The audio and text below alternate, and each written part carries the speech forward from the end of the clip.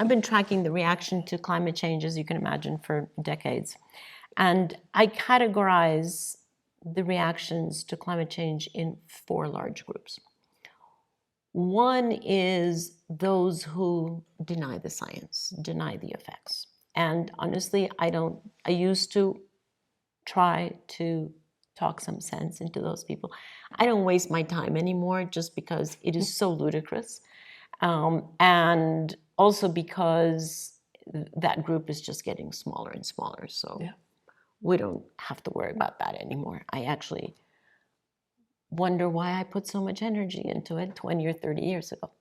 Then there is a second group that worries me deeply, and that is the indifference group. Right.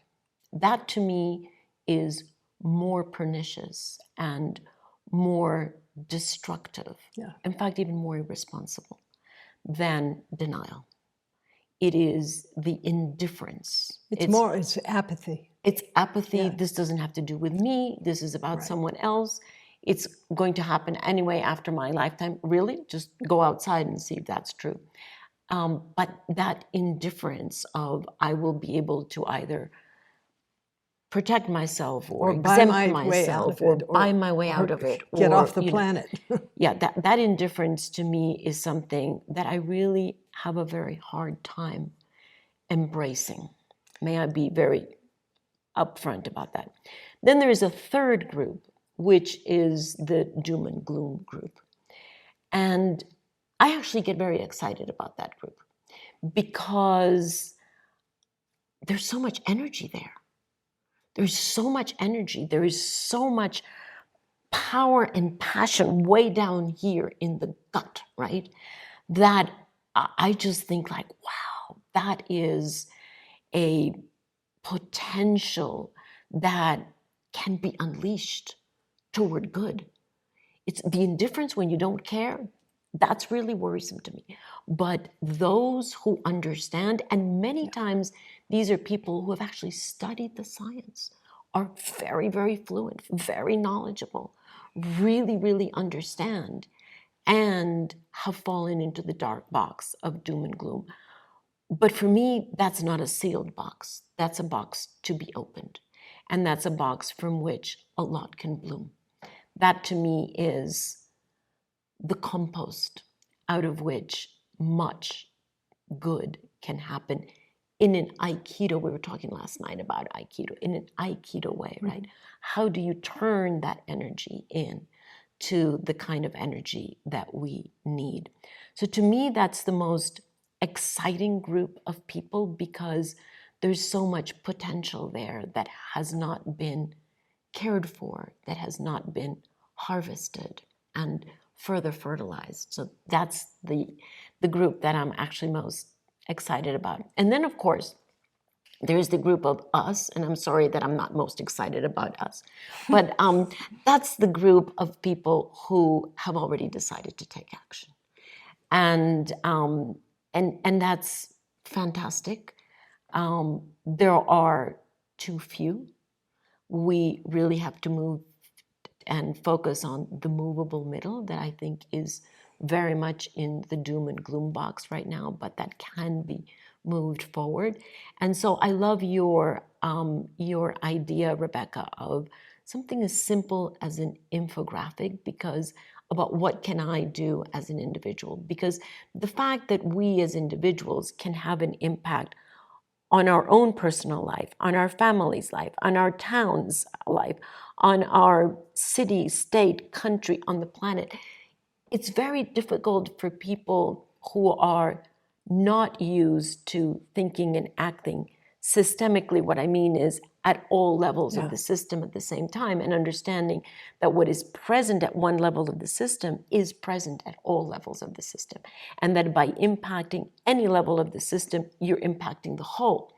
That kind of thinking is not necessarily accompanying all of those who want to take action. And so to make that very evident and unpeel that and show how every single person can take, and I'm just using action as a proxy word, can engage with the world in many different ways.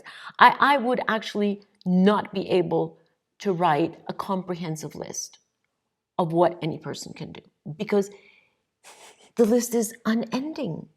Thank heavens, right? Which means that out of a limited list, I and you and anybody else can choose the 10 or 20 or 30 things that make more sense to me, that I'm more passionate about, where I think I can have more of an impact. But across those 4 buckets, what I am grateful and very excited about is that I do think that there is a growing scale of people who are in buckets 3 and 4. And that's where that's where the gold is, right? That's where the value is, in buckets 3 and 4, that I don't see as mutually exclusive at all. I see them as actually complementary to each other. And does 4 include the people who want to see climate action, believe it can happen, but can't find their place? Yeah, absolutely. Because I feel like everything in the mainstream tells people that individuals have no power, et cetera, that doesn't give them things to do except the personal virtue of dealing with your climate footprint, not participating in systemic change. We get very few stories of how the world actually gets changed. And one of my pet peeves is the plethora of superhero movies and versions in which heroism is essentially the ability to inflict and survive violence, and that's how you save the city, the maiden, change, stop the bad guys, etc. And that the way the world actually gets changed is usually by much less macho skills of being able to cohere a group, motivate people, incredible stubbornness, because a lot of change is going to take years to decades, and kind of keep your eye on the prize, clarity about who you are and what you're there for. And so I feel, and this again brings us back to story, that people are given so few stories, about the fact that we have power, about how the world gets changed, about how many times grassroots groups, coalitions, civil society has triumphed over bad government, bad corporations, etc. And so so I feel like part of activating people is giving them these stories of their own power and of how the world gets changed that are so different than what Hollywood, and kind of popular entertainment gives. And politicians don't usually like to tell us that either. And the media does a really bad job mostly with covering those stories, and really with covering any story that's very incremental. Often the way that we see change is that a piece of legislation passes or a Supreme Court decision gets handed down or something, and it really is treated as though these powerful people made this decision.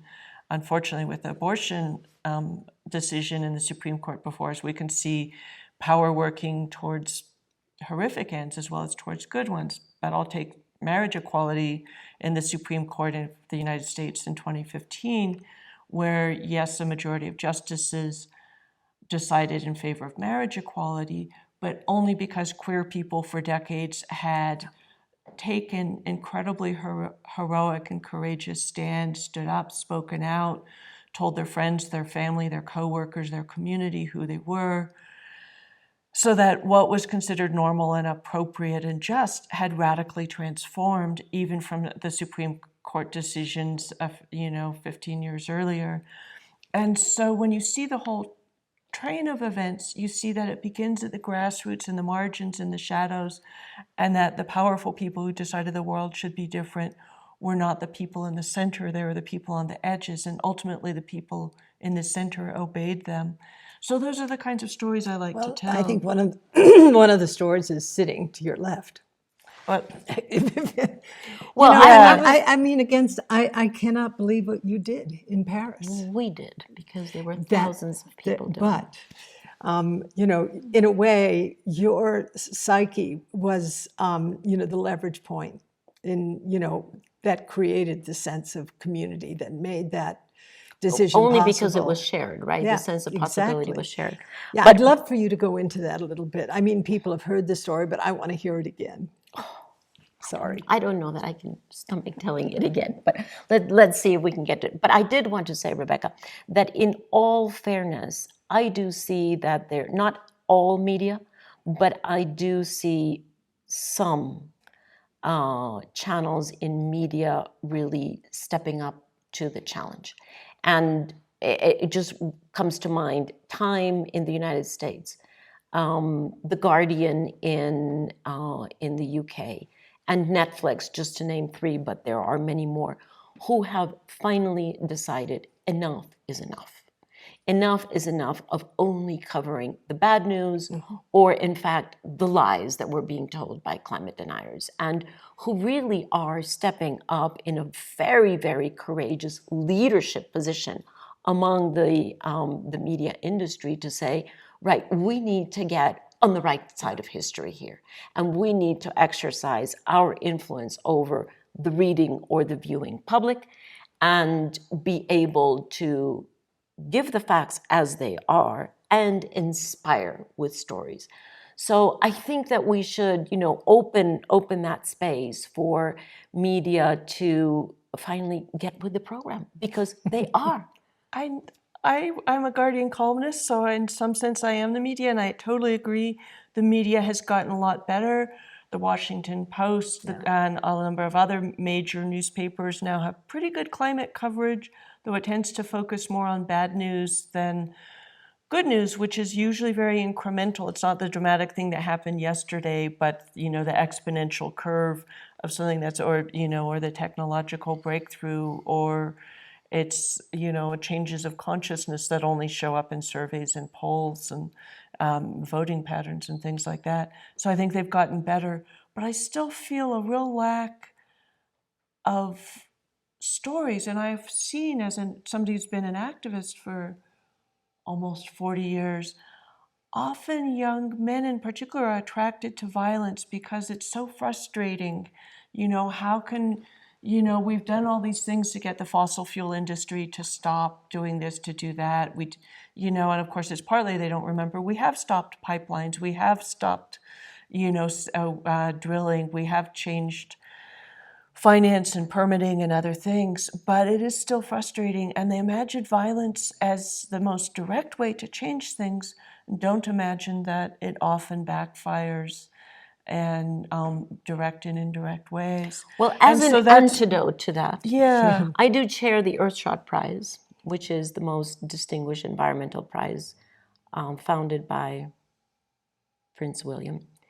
And we have been now in operation for 3 years. This year, we had over 600 nominations of brilliant, absolutely brilliant initiatives across the world. And we have now the very difficult task of choosing 15 finalists, which is very difficult because you actually want to give a prize to all 600.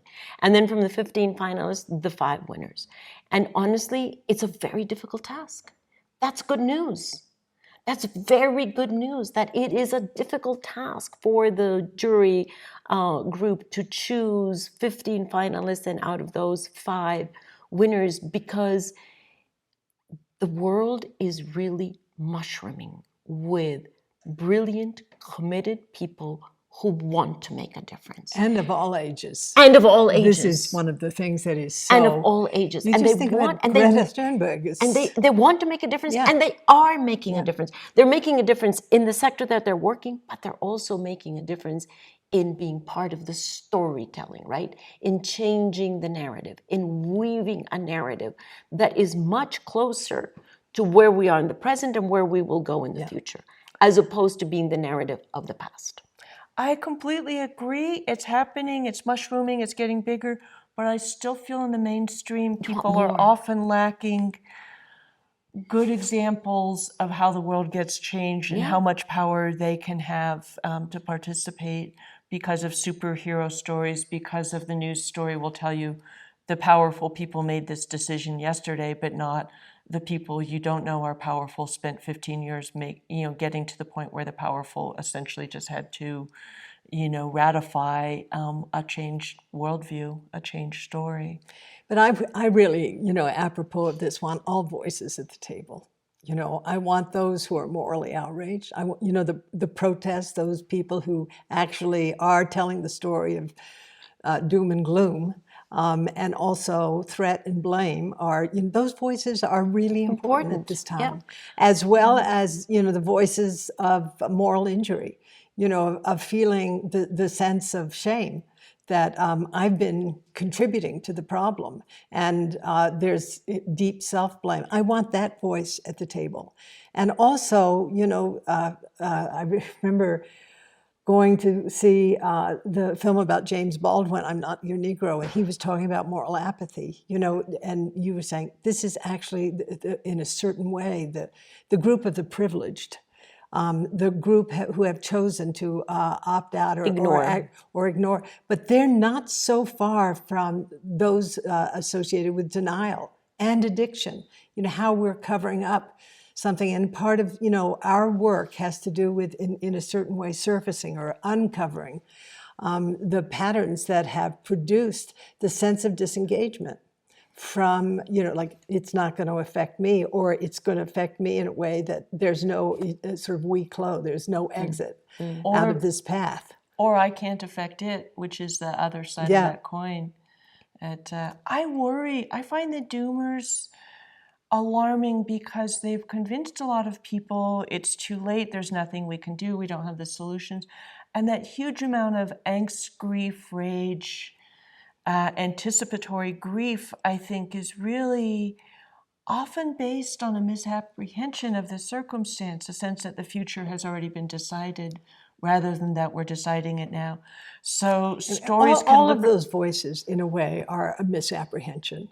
You know, I mean, every one of those stories. I mean, there's, you know, and actually to see what is, you know, the kind of fundamental truth of the situation, you know, aside from responsibility, accountability, decision, and to, you know, sort of understand, well, this terrible joke. And I share it every once in a while, say, you know, His Holiness was asked, he said, you know, well, what do you think of the French Revolution? And he said, well, it's too early to tell. And, you know, there's this sense of, really, of not knowing. And can we both rest in the kind of openness and inquiry and curiosity and, you know, sense of possibility of going in the whole continuum of possibilities from the most terrifying to the most elevated. And can we rest in that kind of openness?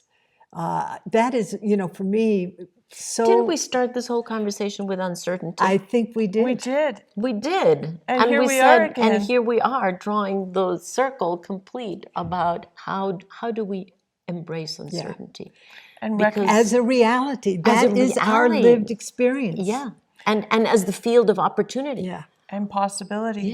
Yeah. And maybe we should end with a full circle that brings us back to the radical uncertainty that is also radical possibility that all of us in the present engage with to make the future.